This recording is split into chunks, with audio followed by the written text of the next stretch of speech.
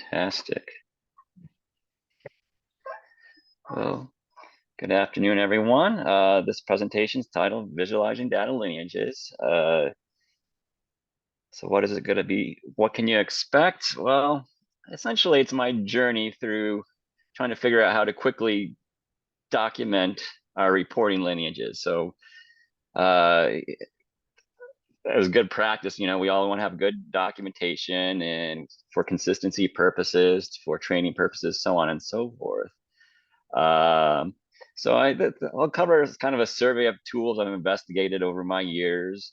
It's by no means an exhaustive list, but a list of some tools and some of the features I found interesting during my review of them. I'll give a Okay. brief tutorial Okay. on how I draw lineages, from very general to very technical. There's something for everybody on here, whether I know there's some IR offices that aren't directly connected to their IT systems and databases, and other offices do connect directly to their IT systems databases. Our IR office at Rowan University does in fact have access to the database, so we can play around with some more technical aspects of data. And as I go along, I'll just comment on my experiences trying to find a perfect method for documenting things. So who am I? Well, I'm a senior institutional researcher at Rowan University. I've been in this role for about 3 years. Before that, I taught statistics at Rowan. And in my previous life, I was a quality and reliability engineer with several companies in manufacturing. And I've used flow charts in every job I've ever had. And I guess the first time a flowchart made an impression on me was when I was in graduate school. I was developing a simulation for a metal manufacturing company. They wanted to simulate their manufacturing processes and improve them. Bring in the fancy technical way to improve things. Well, what it turned out, and in order to make a simulation model, you kind of have to map the manufacturing processes and how they feed into each other. And by the time I had the processes mapped, they said, "Oh, we don't need your simulation anymore. Your flowchart helped us figure out where all our problems or issues are. Thank you so much." And that was the kind of the first real event in my career that a flowchart is a powerful tool. We tend to always lean on these very technical calculations, so on and so forth. But a simple flowchart can be quite effective. I do have background in Six Sigma. A lot of people have the misconception that Six Sigma is really based on statistics just by the very title Six Sigma. But my impression of Six Sigma is you flowchart the process as it is, make some improvements, and flowchart the process afterwards to show how the improvements are going through the system. So, but from a data aspect, how do I perceive data? Well, I started my career with Excel, like a lot of people here at this conference, likely. I did a lot of VBA in the past to get past the 65,000 row limit. I started statistical software with Jump version 3 and Minitab release 12. And I started using R before tidyverse and ggplot2 ever existed. So I still have those impressions of approaching data when I do deal with data. So the data trap. So we have an XKCD comment here. Hey, look, we have a bunch of data. I'm going to analyze it. No, you fool, that will only create more data. I'm sure many of you can relate to that. Well, thankfully, in this presentation, we're not going to look at any data today. We're only going to look at metadata. It's metadata. But we all know that's just data under a different term. But in fact, my example data set that I'm going to show you today actually has no data in it at all. It's just a actual database structure, a reporting structure, and it's completely empty. Before we move on, I would like to share this Google Drive link. So I have a bunch of files associated with this presentation. And I'll put this Google Drive link in the chat so that you all have it. Where's the chat option for me here? And feel free to look at these files, do what you like with them in your own time. There's no sensitive information in here at all. I set up the example so it's not related to anything at Rowan. And hopefully you could integrate some of the ideas into your own processes and make your day a little easier too. So what's today's example? Well, basically I have a data flow of our common data set report. As most of you are aware, the common data set is the data set used for US News and World Report, Peterson's, Princeton Review, and College Board's Big Future. So it's a rather big report, and a lot of elements feed into it. So this example is kind of loosely based on how we do it at Rowan University. And this is kind of like the final lineage that we're going to get at by the end of the day. So how I have these slides set up, there's a call out box up in the upper corner, and that will list the file name associated with the image or the object on the slide. So this network graph, this data lineages was drawn mostly automatically, not 100%, but it only takes me less than 5 minutes to draw this and have it updated for changes in documentation. And the general color coding goes, the green boxes are going to be like database tables, and the names of them start with TDL so that I can clearly identify them as tables. And then any database views or stored queries are going to be purple, and they're going to start with the prefix VW. So the green and purple I can pull out from the data system or metadata automatically. Anything yellow is stuff that I added to this lineage diagram manually. Because the metadata doesn't exist, or for simplification purposes.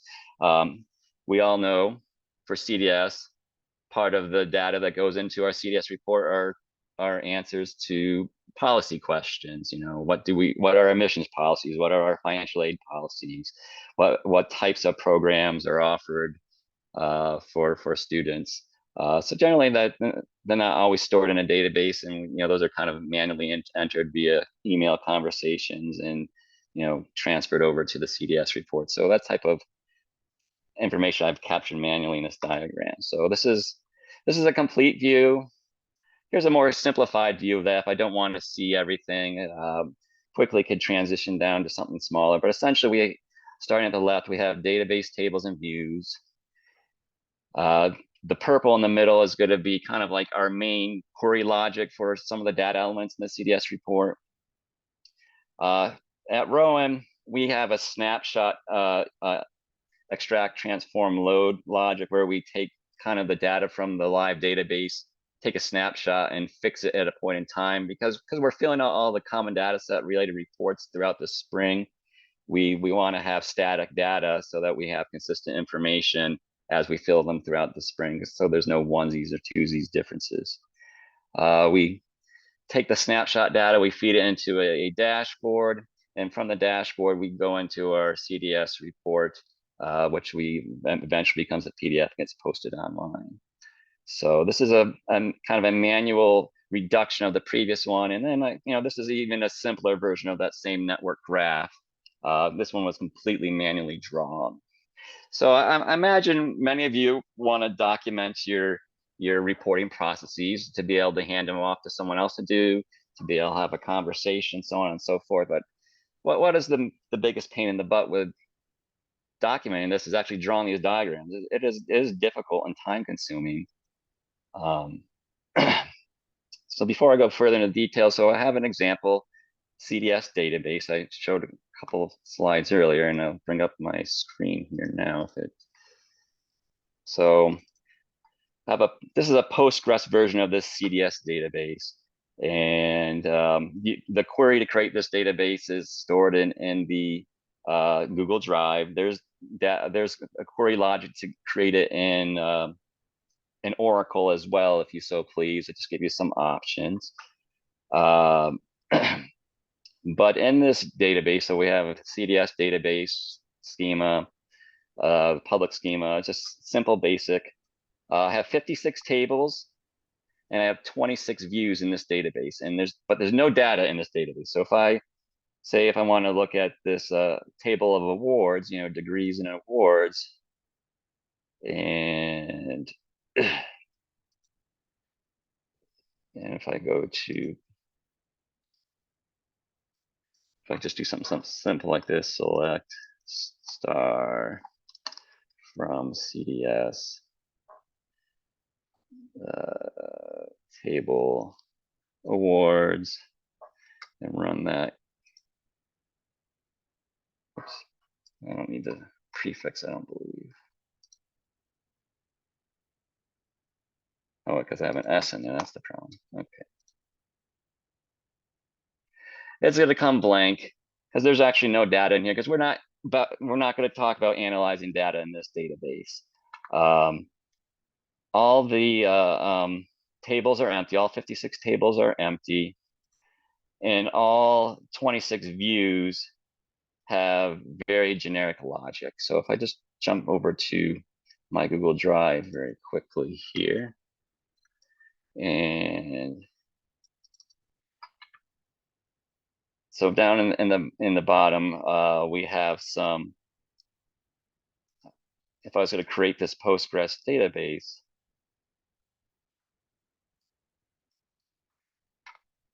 just plain tables, no data, and the views are all very, very basic. I just do inner joins on everything.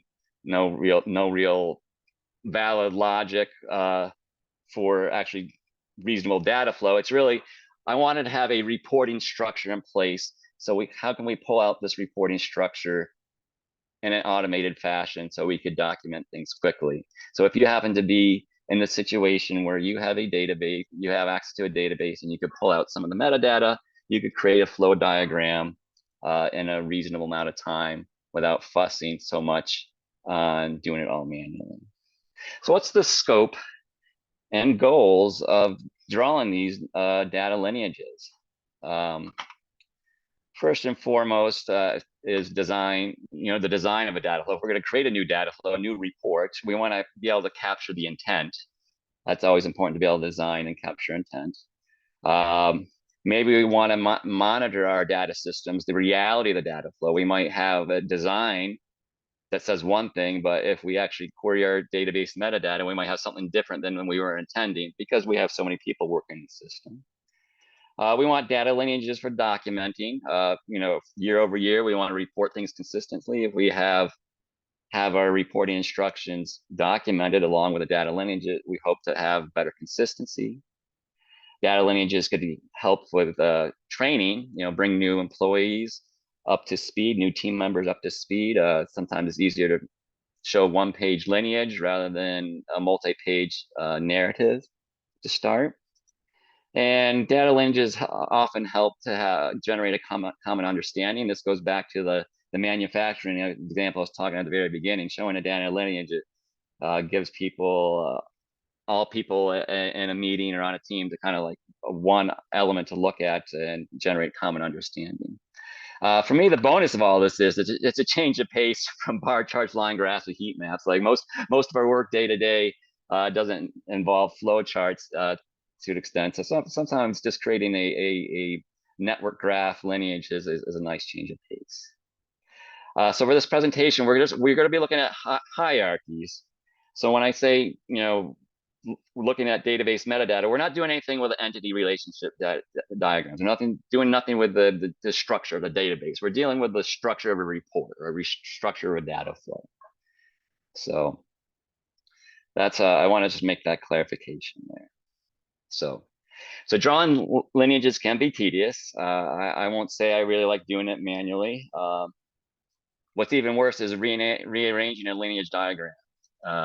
So have something laid out, you got it nice and neat on a page, and then someone gives you new requirements, there's a change to the system.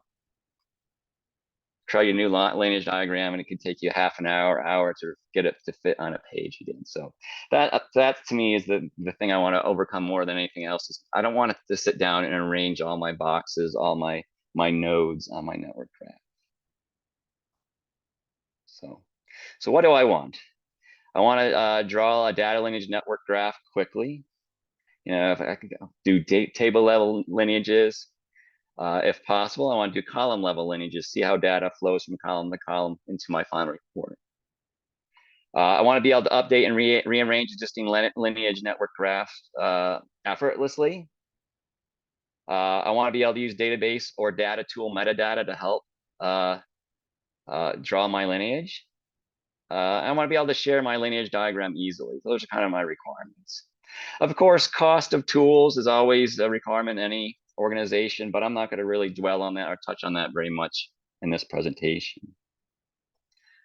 So I'm just going to have a little disclaimer here before I start getting into all the software tools. I just want to say I respect the efforts of all software developers and coders out there, and I appreciate all the work they do. And on the following slides, I give it like a tiered rating of lineage tools, and it's not to say these softwares are better or worse than one another.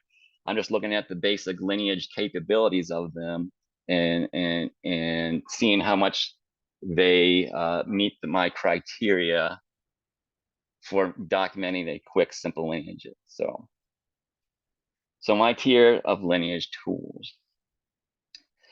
So if we start at the bottom, we have tools that are manual drawing and manual layout tools.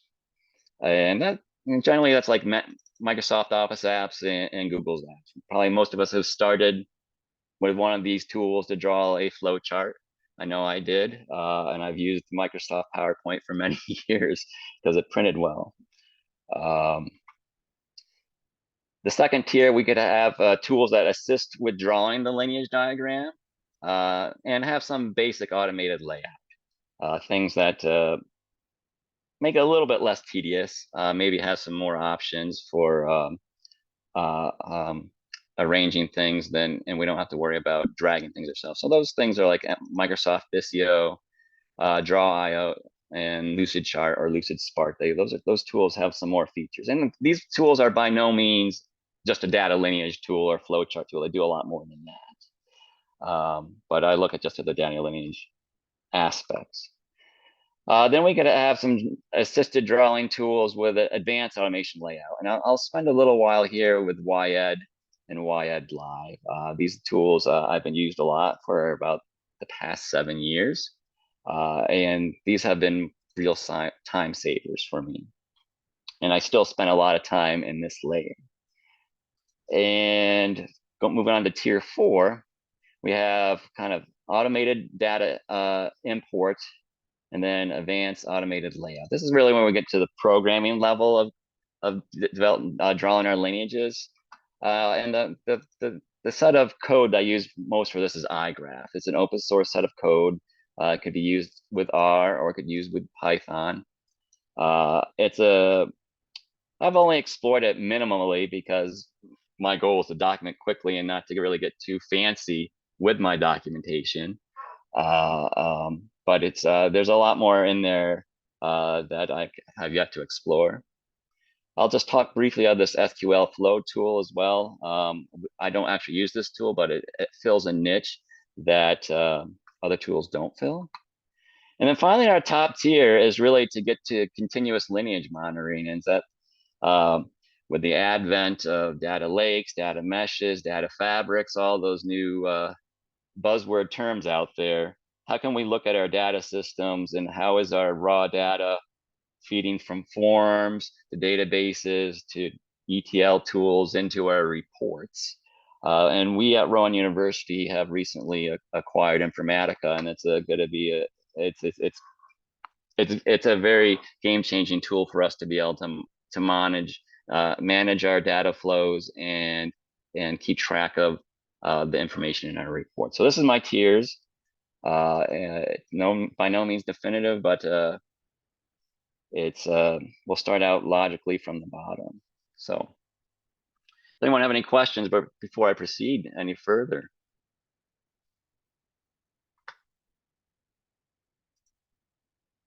All right, well, I'll continue on with tier 1. So starting from the ground, we've had Office apps and Google apps for drawing our lineages.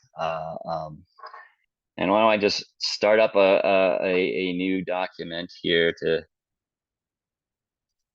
just to discuss some of the features or the lack of features that I see here. So we all know that PowerPoint and Google Slides are very similar. I think there's a little bit more feature set in PowerPoint, but in the end, they're very similar. If we really wanted to get to the bare basics, we just take our shapes, add some text, and we'll call this my database, so to speak.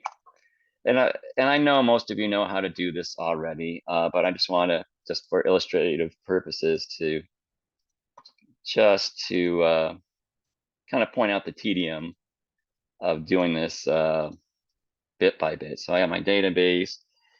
Maybe I'll get this out and we'll call this view admissions, and I'll add the color to that. Make that purple. We'll copy that. Then we'll have a view enrollment, and maybe we have a view graduations, and this goes into our snapshot ETL. Snapshot ETL. So you can see there's all these, as you're doing this, what's happening is you're kind of forced to worry about the decorations a little bit. And I don't want to have to think about the decorations so much as I'm building this. So I can put my arrows in. This is one thing where I think drawing lineages in Office is really weak, is that connecting these arrows, you only have limited connection points. And if I move these things around, it doesn't look good. It's very confusing, and it's time consuming to rearrange. I'll put a couple more in there. And so we have a basic data flow from a database through some database views to our snapshot ETL. And then maybe I put one more box in here just for the sake of completeness. We'll have our CDS report at the end. CDS report. All right. And we'll put that. So there, we have a basic lineage. Certainly doesn't look professional. I mean, I could get really time consuming and start lining things up with the guides on here. But the point I'm trying to make is it's time consuming to kind of make it look nice.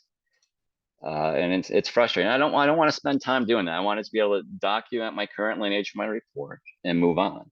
Now there are some helpers in here. So if I wanted to insert a diagram, so PowerPoint and Google Slides both have this, I could go insert diagram. Maybe I want to put a hierarchy in here, and maybe I want to make it 5 levels deep. I put up a hierarchy in there, and then it will give me some. I've just put in a new slide here just to make it a little more obvious. I mean, it helps me some, but in the end, it's still just connected. And what if I wanted to, have more options under here? There's only 2 options under this layer here. It's just a lot of work, and I'm sure a lot of you can relate to the frustration of having to do this manually. So going back to my presentation here, the big positive for this with Google Slides and PowerPoints is it's ubiquitous. If I was going to share this, I could easily share this with everyone. It's by far the easiest thing. The templates are nice. Maybe I could pull in some metadata using a Google app script into Google Slides, or if I'm using PowerPoint, I could use some Visual Basic for application. I can pull some metadata and draw that. That would be kind of unusual to do that. I believe I'm more experienced than the average person when it comes to VBA, even though it's a very almost dead language now.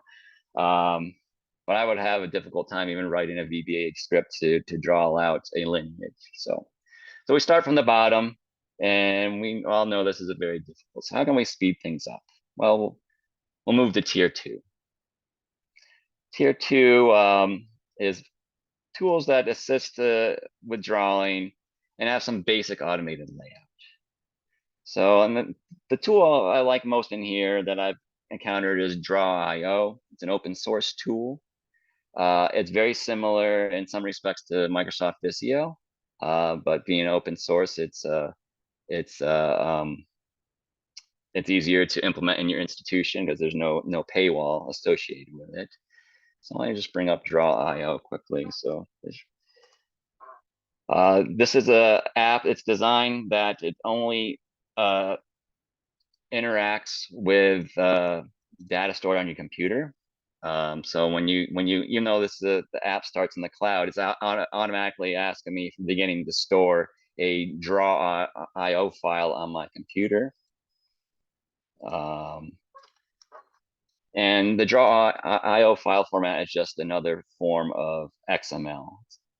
So if I draw a blank diagram here, there we go. Those of you that are familiar with Visio probably recognize that this does look a lot Visio. The first limitation I will point out when I look at this is it's page based. So automatically I'm constrained to the size of my page. So if I don't size my nodes in my diagram correctly, I might run out of space or I have to do things in an odd way. So if I just get some blocks in here, I won't enter text in this time just for the sake of time.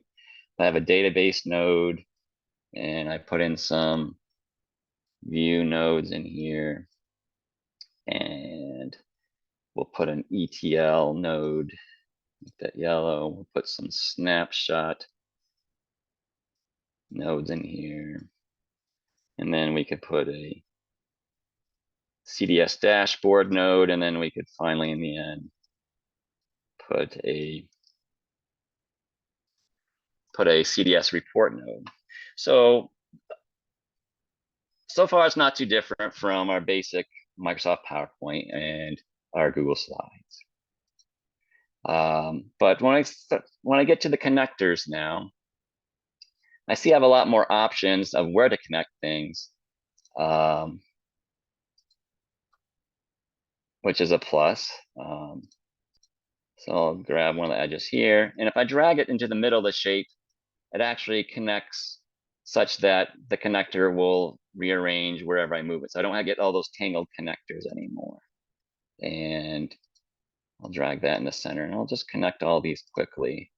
I wish this had one of the limitations I'm noticing when I do this too is I have to go up top and click the connector tool each time I want to put a new connector in. So I find that a little tedious, but we're a little better off than we were with just office style apps. Let's get this in here. Almost done with our basic lineage here.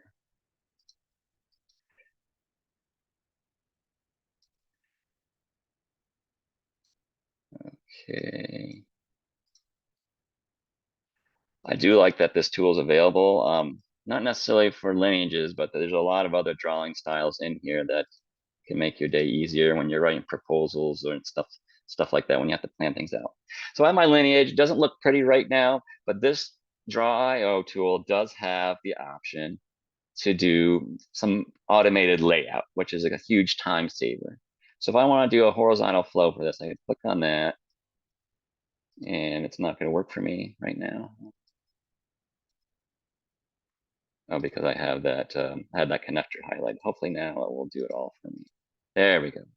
Neatens it up pretty well. Some of my connectors on the edges, I'll just put those connectors in the center of these shapes, and we could relay out it and it'll look even neater. So put this in the center of the shape, put this in the center shape, and I can go, see, I can make changes and I can just let the tool do the layout for me. So horizontal flow, okay, it looks a little bit nicer, it puts the arrows. If I want to rearrange it, say if I have a vertical sheet of paper, good, let the tool do that for me. So you can see I'm struggling though. These connectors some of them are connecting the edge. So there's that little detail that I'm not getting the the efficiency I want out of this as much as I want. It's better than where we were at. But it's not solving all my desires with regards to drawing a lineage. So but this is a great tool. I was happy when I discovered this some years ago. It does have the option to import some metadata. So if I export some metadata from a database or a data tool, as long as I format that data correctly, I could import that data and have it draw the diagram for me. I have never took a real attempt at doing that, excuse me, because I find their data format a little bit cumbersome, but they have documentation how to specify a CSV file and you can port that in. So this ticks a lot of boxes, and I find it to be a pretty neat tool. Well, let's get to tier 3. Tier 3 is where things start getting really interesting. And this is, I found a tool maybe about 7 years ago called YEd. This is a free tool. It's not an open source tool, but it is a tool that is free for commercial use. They have it specified publicly on their website that you could use this free commercially. Because I think that, they were using this, obviously they're probably using this as bait to buy their other products, and I'll explain what they mean there in a bit. This tool can import metadata. This tool has very advanced layout images. This tool saves data in GraphML format, which is an open format for storing network graphs in XML. You could view a lineage or a sublineage. And it's a good middle ground tool for a lot of things that I do. So let me just bring this down here. So this is the desktop version of YEd. There is a live version of it as well, YEd Live, which is you could use on the website. I tend to use the desktop tool because I like knowing I have a piece of software that feels more like mine. So this is our simple lineage diagram. This one I drew completely manually. But it's much easier in here than compared to other tools, because I could bring in shapes, and I don't even have to click on any tool to start connecting. I could just click on a shape, connect, without even having to think about where I'm connecting. I just drag from node to node, and I have an edge. It really is a time saver for just making even a manual graph. And once it's in there, it has a large selection of layout options. I'm just going to delete this and just scramble this existing graph quickly here. That lets me, so if I move things around a little bit and I have a chaotic mess, I could always go back to layout, and I generally use hierarchical because I want to show the flow of data.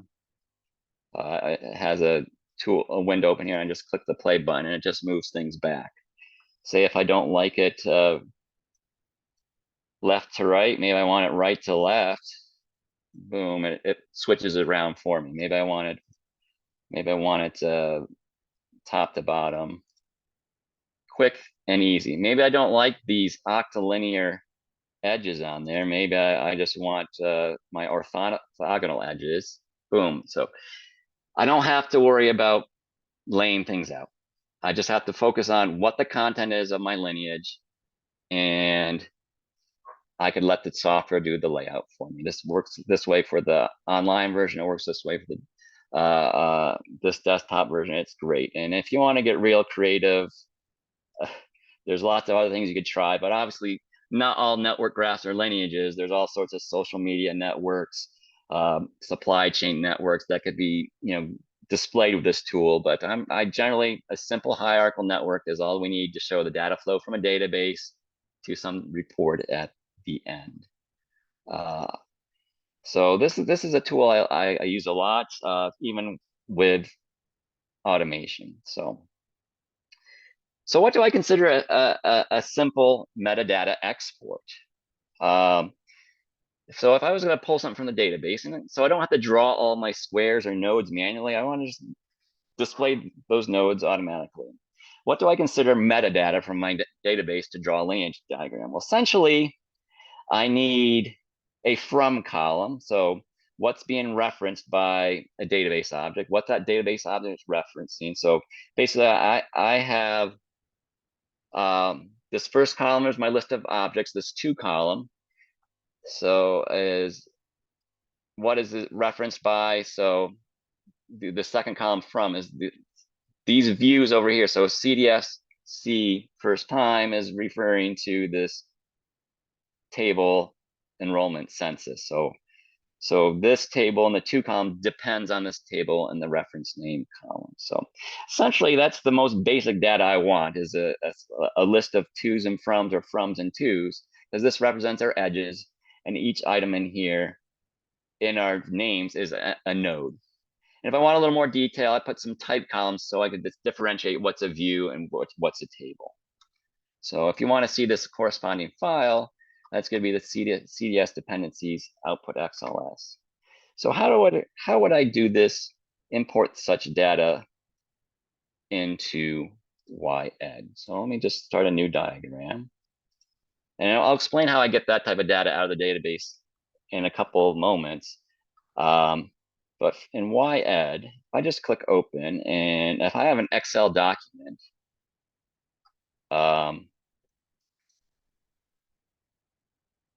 actually, let's look at Excel documents before I actually import it into YEd, just to explain the difference, how to prep it for YEd directly. All right.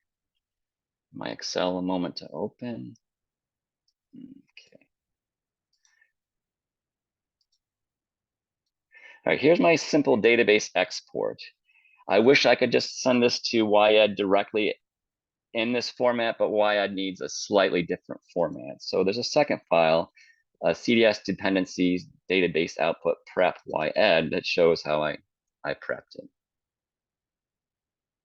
So for those of you who do not have direct access to a database, but maybe you could work with your IT team to export an Excel file you could use, this is a possible option of documenting lineage without you having to draw all elements. So this is our database output again, but there's two additional tabs in here. To prep this for YEd import, essentially what I need to do is have a simple table of edges, a name and reference name.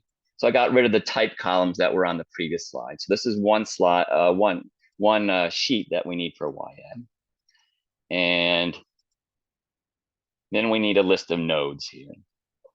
And basically, this is the unique list of all the names and the reference names and names columns. So once I have my data like this, I could go to YEd and open this file. So I open my YEd prep data. All right, so first thing it's going to ask me is I need an edge list. So we have our Excel sheets here. So output edges nodes. So it says, where's my data for my edges? Well, I'm going to highlight my data for my edges and say, take that. So this is very Excel-like in this operation. Where are my from columns, basically? Well, it's going to go from my reference name. And where's my target columns for my twos? It's going to go to my names. Adopt that. Now I need my list of my nodes. Let's highlight my node data. Adopt that. And where are my node IDs? I'll be by node names. So I'll adopt that column. And then for presentation, what are my labels going to be in my boxes? Well, I'm going to just use my node name as the name. And I'm going to start out with a circular layout for this graph. I click OK. Boom. Have a nice network graph already. Looks promising. This circle layout is not very useful, but it looks like it did something, and it did it fairly automatically, which is nice. I'm missing that color that I want for my views and my tables.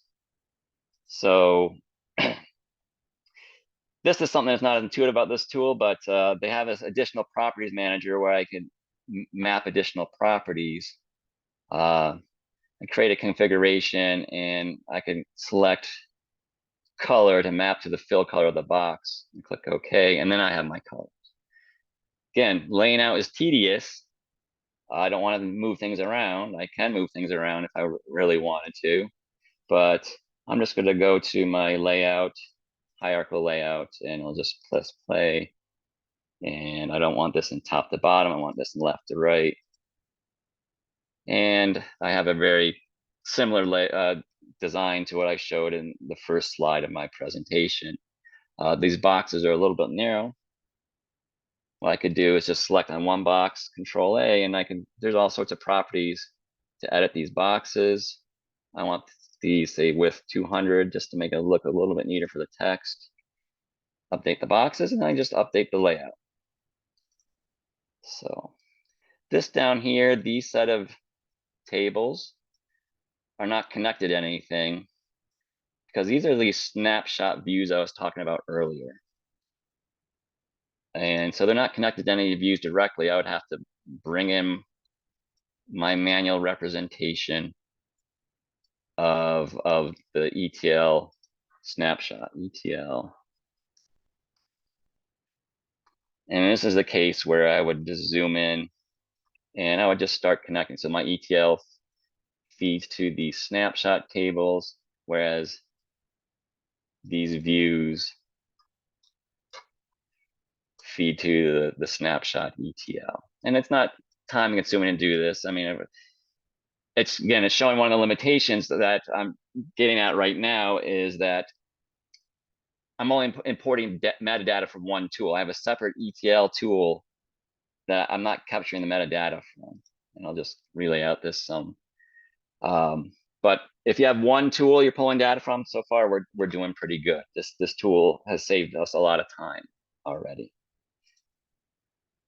We did that.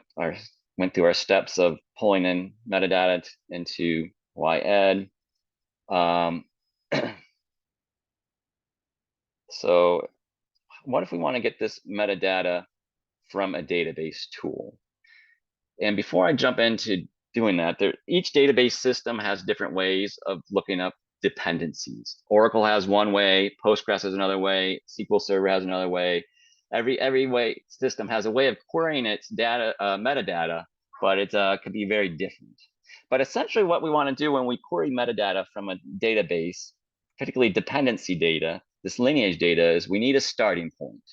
So somewhere in your lineage, you want to get the most complete node in your lineage that has the most history behind it.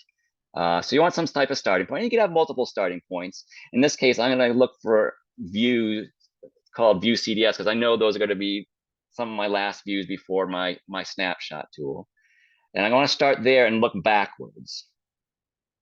But when we look backwards, if we do a simple query, it's just going to give me this first layer backwards. It's like, oh, you want to find the lineage of this view CDSI student?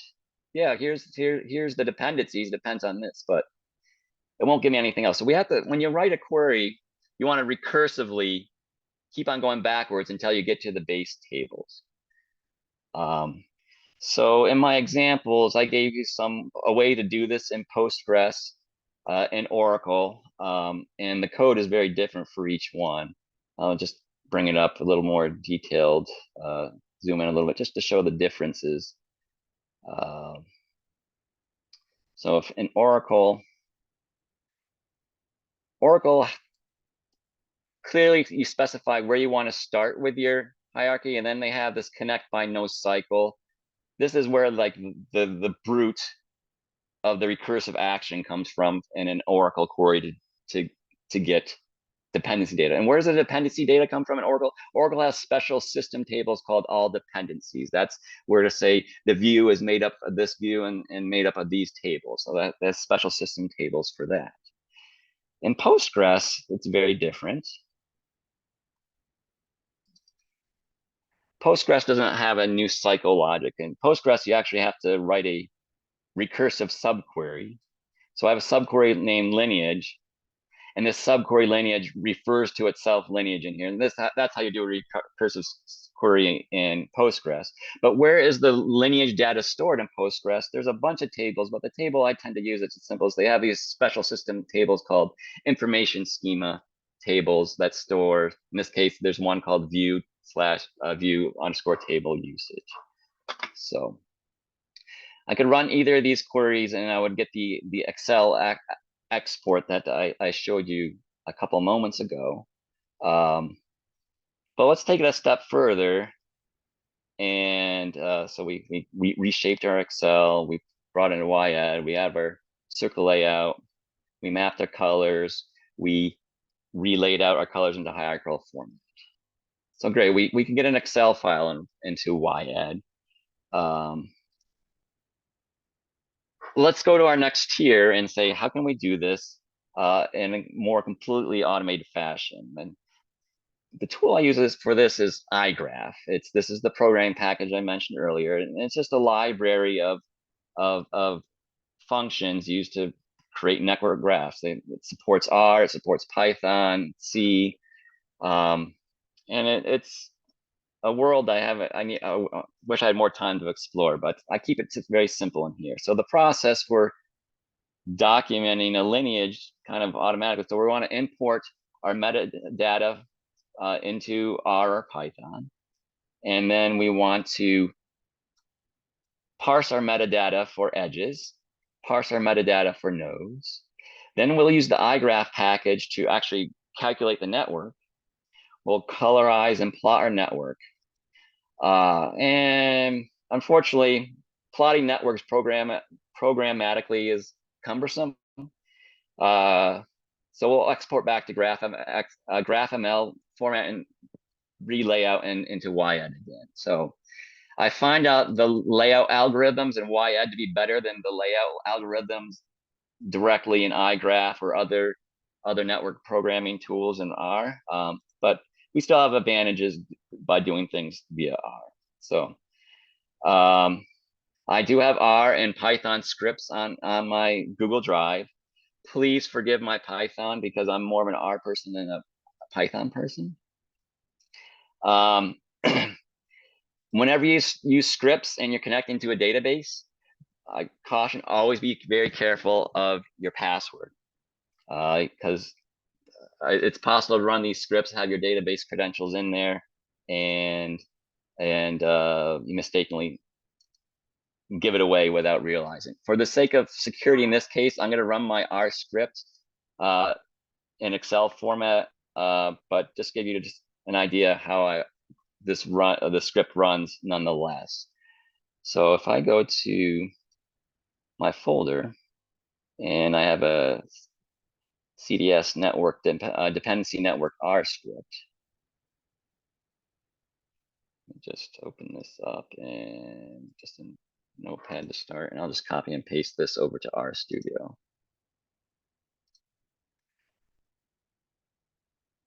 Oops, that's the console. I don't want it in the console. Need a new R script. All right. So these are the packages we need. We need to be able to read in Excel files. If you're going to use a database, you got to be able to connect to it. Tidyverse is used to lay out and parse data. iGraph is our network calculator, and VisNetwork is another package for visualizing networks. So the first thing I'm going to do to simulate getting data from a database, this code down here is how I would get it from a database, but for security purposes, I'm going to avoid that in this presentation, but I'm just going to open an Excel file. And I personally, I always run this code line by line just because that's just the nature how I work with this. I could set this up and run automatically with a push of a button, but I'm just going to choose my database output file here, just Excel format here. All right, we read that in. I'm going to parse my edges. I'm going to parse my nodes. I'm going to, because of limitations of the way the packages work, I need to take my text from my node types and convert them to numbers. So I'm just going to convert my node types to numbers. And this is the core of the work here. This line here is the iGraph line that calculates the network graph. I'll run that. I have an iGraph calculated. These lines add some color to the graph. And then finally, we have some color on the graph. I want to plot it. Oh, whoops, the color didn't go all through here. Let me put all the colors in here yet. Run, run, run. All right, let's plot it again.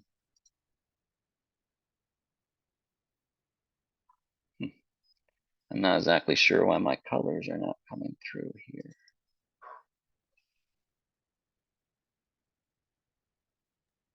David, just a note on time. You have 5 minutes. I know. Yeah, I'm going slower than I anticipated. All right, so we're underwhelmed here. We have a network graph. Didn't lay out too nicely. There's a bonus option in here. Let me just uncomment that. So I try a different package to visualize this differently. This looks kind of cool. Not so insightful. So there's a lot of programming to make this work. I'm not good at programming network graphs to lay out nicely. This is kind of cool that it's interactive. But in the end, what I'm going to do, I'm just going to write this network graph to a GraphML file, which is just an XML file. And I have it stored in here, CDS network, our output. So I'm going to import, what I'm going to do, I'm going to use YEd to import that instead. So YEd stores things as GraphMLs by default. So let me just open up that GraphML file. All files, CDS network, our output, GraphML. Oh, shoot. Well, all the data's there. It doesn't look like it. But if I run my layout, okay, did get a network there. I still need to just map my properties from the R output to YEd here. So I can go to my property mapper. We'll map name to label text, and we'll map color to fill color. And if I apply that, okay, then we have a similar network like we did before, except it's coming from a GraphML file. I could add my additional manual stuff to that. So those are automated scripts for doing that. Again, the GraphML file looks just like this if you open it with a text editor. So I have scripts for myself where I could just connect to the database, export a GraphML file, then I open a YEd and I lay it out and I touch it up with additional yellow items in here. In this case, that's my manual stuff, and I have my report lineage. Looks good. Before I go to tier 5, I only have a couple minutes left. I just want to talk about tier 4. There's a tool called SQL Flow. Our institution does not have it, nor do we plan on buying it, but I find myself in a situation frequently where I look at large SQL files with 500 plus lines of code. And sometimes I want to see how that code, the data flows through that code, because it's tedious to read 500 lines and try to understand it quickly. This tool seems to be designed to do that. You could copy and paste code in there, and it gives you a graphical representation of it. It seems kind of neat. I wish there was an open source tool I could test out, but there's a paywall on this, and this is something hopefully the open source community can develop in the future. So our last tier is tier 5, continuous lineage monitoring. So what do we have at this point? Well, essentially we've built a scanner and we could scan a single database, a single tool. I can do it with R, I could use iGraph, whatever tools I showed you before, but it's only scanning a single tool. So what if I have multiple databases? How do I scan multiple databases at one time? I'm not parsing any information from my ETL tool. Right now, I'm just treating it as a yellow box or a yellow circle. Our CDS dashboard, Tableau, or whatever other dashboard tool, there's lots of data changes going on in there. How do I visualize the lineage in that? So yeah, I can visualize my database data pretty easily, but what I want the true lineage from report through all my other data tools. So something I regularly think about as what layer in my report lineage do I do some type of transformation or calculation? I'm sure a lot of you think about the same thing, is like, where do I put this so it's most updatable? The ETL tool we use at Rowan is Rapid Insights Vera Construct.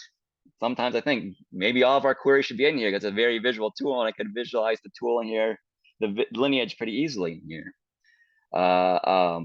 But there's limitations to this, and this is not the only tool we could use for querying. Just a funny note, the purple and green I use in my lineages come from the purple and green in Vera Construct, as the green are the data sources and the purple are the transformations. Parsing dashboards. So every Tableau workbook is just an XML file when you look at it. It's possible to parse that. I don't have time to take that apart and draw a lineage for that. IR is my primary job, not taking apart Tableau. So what am I still missing? So I'm still missing cross-platform data lineage. I'm missing column level data lineage. And I still don't have anything that's links any of my actual business terms to my technical terms.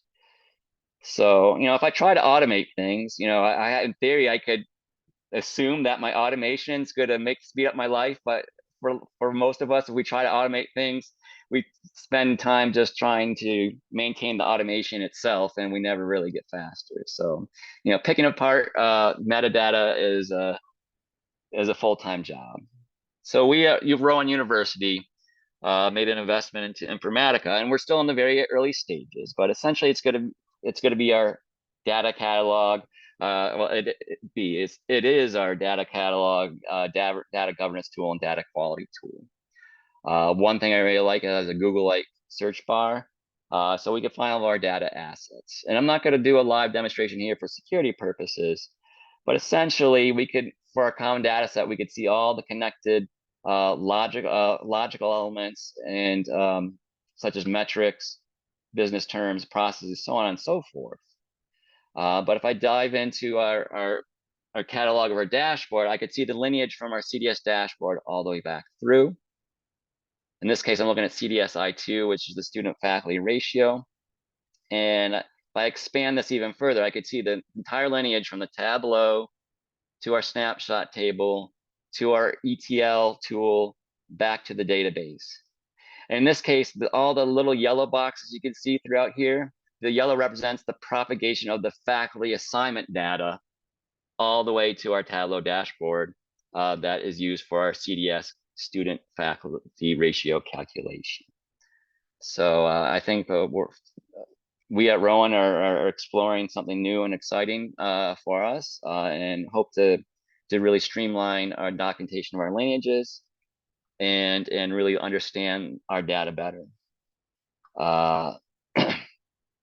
So what does this mean for all the manual stuff I showed you? Well, I think there's always going to be a need for the manual stuff, because you always have the design intent, and then you always have what is reality, and you always want to compare those two back and forth. So even though Informatica is going to be helping us in an automated fashion, there's always a need to do things manually or semi-manually to be able to audit the system.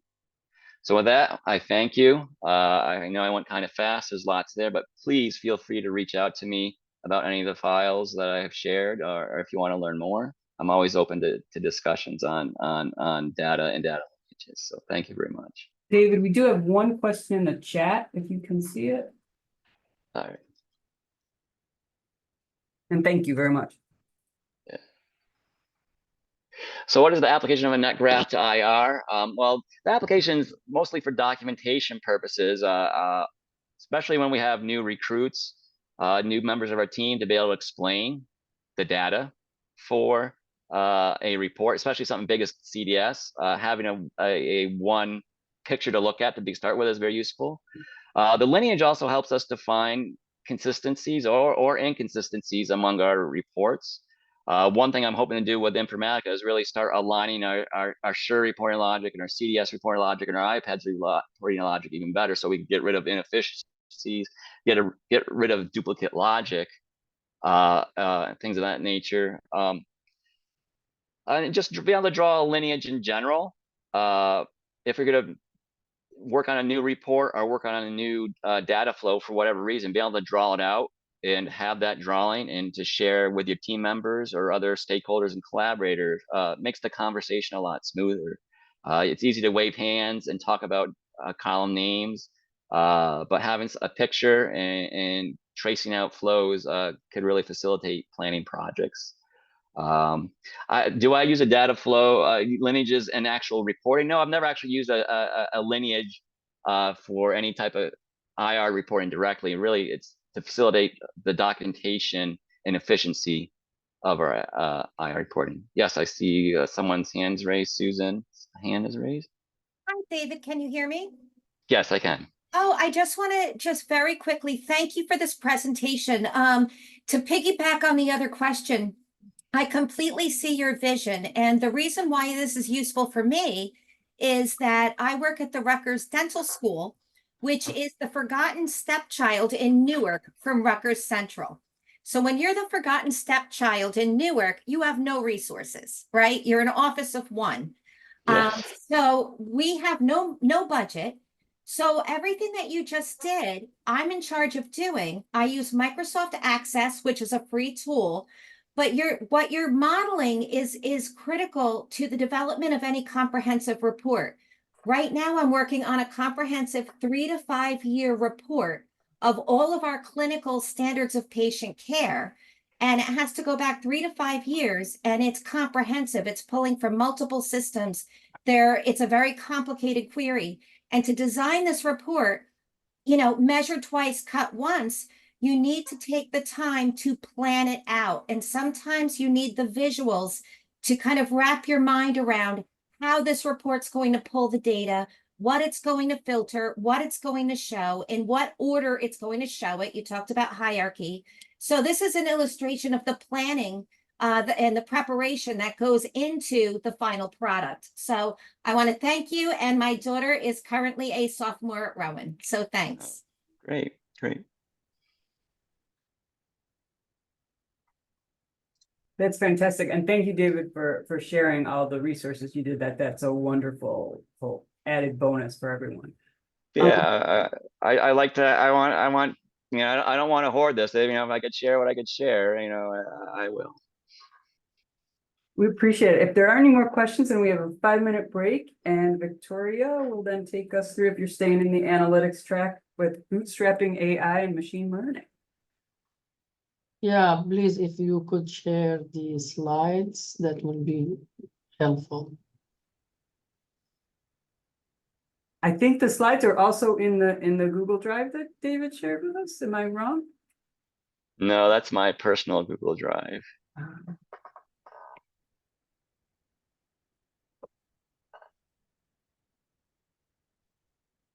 Okay, we'll work on that then to make sure everybody can. Actually, I clicked on the link to your Google Drive and I was able to download a local copy of your presentation. Yeah, well, I put my presentation and all my resources in there. I didn't put anything else from the conference in there, so.